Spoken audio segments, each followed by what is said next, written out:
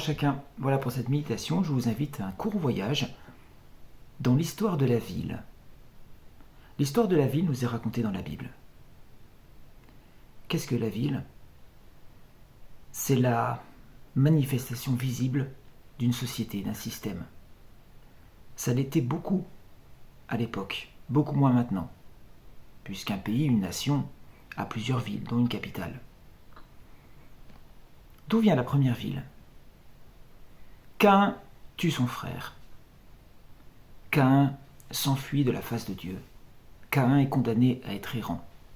Et quand on est errant, c'est qu'on n'arrive plus à se fixer. En fait, Caïn est surtout errant dans son cœur. Caïn est un désaffilié. Il est loin de sa famille, désormais, et il est loin de Dieu. Et il s'installe dans la terre de Nod. Oh, coïncidence étrange, Nod signifie fuite et exil. Caïn vit dans la peur, il a tué, forcément il a peur d'être tué. Caïn vit dans l'insécurité. Sans le regard du Père, hors de cette relation, l'homme est terrifié, vulnérable, il est faible. Qu'est-ce que fait Caïn ? Caïn bâtit une ville. Il bâtit une ville qu'il appelle Énoch. Énoch signifie consacré, initié ou dédié. Finalement, c'est une chose sacrée. C'est une chose sacrée, comme une idole.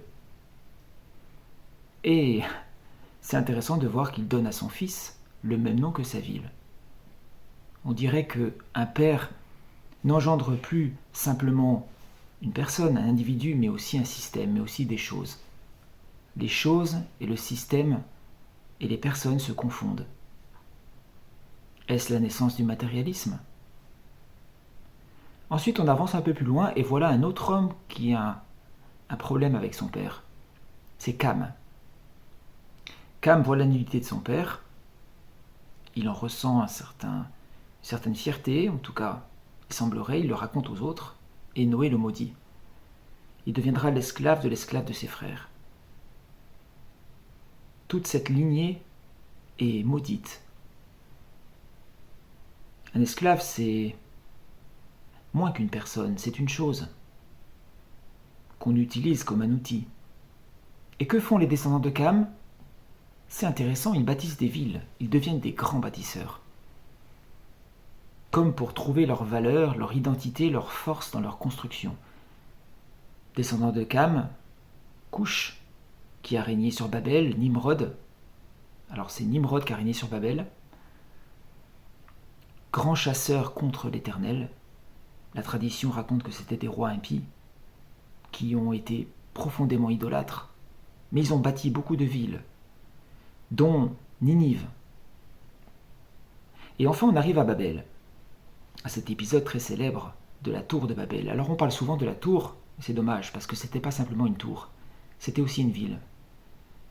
Les habitants dans cette région de Mésopotamie s'installent dans une plaine et ils sont d'un seul coup motivés à l'idée de construire une ville et une tour. Donc la ville, c'est le côté système, le côté social, et la tour, ça implique une idée religieuse, métaphysique. Une tour qui touche le ciel, donc c'est pas pour adorer un dieu, c'est pas pour rencontrer un dieu quelconque. C'est l'idée de se déifier, de se donner finalement une dimension sacrée. On parlerait de se déifier. L'homme veut se déifier. Un peu comme la ville qu'on a vue, qu'a bâti Caïn, qui est chose initiée, chose dédiée, consacrée. Et ils expliquent pourquoi. Ils disent « Faisons-nous un nom, de peur que nous ne soyons dispersés ».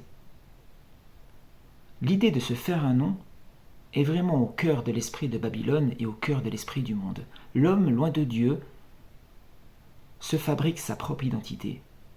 Et il se la fait dans le groupe. Seul, il se sent trop fragile, trop isolé. Il se sent rien du tout. Donc plutôt que d'aller vers Dieu le Père pour se réconcilier avec lui et trouver qui il va chercher son identité dans la communauté, dans le groupe. Ne croyez pas que c'est que dans le monde. Cet esprit-là, cette idée-là, peut aussi être dans notre cœur. Il y a des gens qui ne supportent pas d'être seuls. Ils ont toujours le besoin d'appartenir à un groupe, parce qu'on se sent fort ensemble. Faisons-nous un nom. Or, l'identité, dans la pensée de Dieu, depuis toujours, on la reçoit du Père. On ne la fabrique pas. Le nom, qui est l'expression de cette identité, est donné par le Père. C'est les pères qui nomment les enfants. Jésus, qui a été tellement un père pour ses disciples, au point de dire « Celui qui m'a vu a vu le Père », au point de dire à ses disciples « L'amour que le Père a pour moi, je l'ai eu pour vous », Jésus a même changé le nom de Pierre, par exemple. Il l'a renommé. C'est un geste paternel. Et le nom est toujours lié à l'identité. Ce n'est pas un simple mot qui nous plaît et qu'on donne à l'enfant. Il y a une dimension prophétique dans le nom. Très importante. Donc voilà, il y a cet esprit de Babel, où finalement l'individu est un peu comme ces briques qui ont constitué la tour et la ville. Tout le monde pareil, une même langue, une même pensée. On est tous uniformes et on trouve notre identité, notre force dans les autres.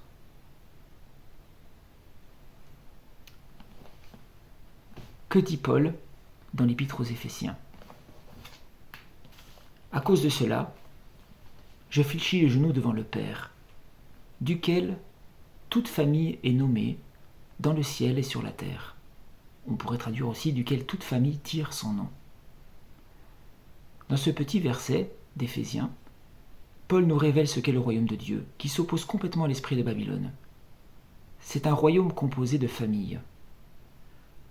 Et ces familles tirent leur identité, leur nom du Père. C'est une famille spirituelle. Dans le ciel, c'est un mystère. Mais c'est tellement important. C'est le Père qui fonde la société. En fait, plus exactement, c'est le Père qui fait les familles et c'est les familles qui font la société. Voilà, donc si on revient vraiment à l'esprit du royaume, si on veut vraiment comprendre la pensée de Dieu, on va chercher notre identité dans notre papa. On ne va plus la chercher dans le groupe. On ne va plus la chercher dans le regard des autres. C'était vraiment le problème des pharisiens, qui était aussi une expression finalement de cet esprit du monde. Ils tiraient leur fierté, leur gloire les uns des autres, et Jésus leur dit, vous ne pouvez pas croire, vous qui cherchez votre gloire les uns dans les autres, et qui ne cherchez pas la gloire qui vient de Dieu seul. Jésus était libre, parce que son identité, il l'a trouvée dans son Père. C'était son Père qui lui donnait sa valeur, c'était son Père qui lui disait qui il était. Et Jésus a toujours rejoint des individus. Des fois, il laisse la foule pour aller manger avec un Zachée en tête à tête.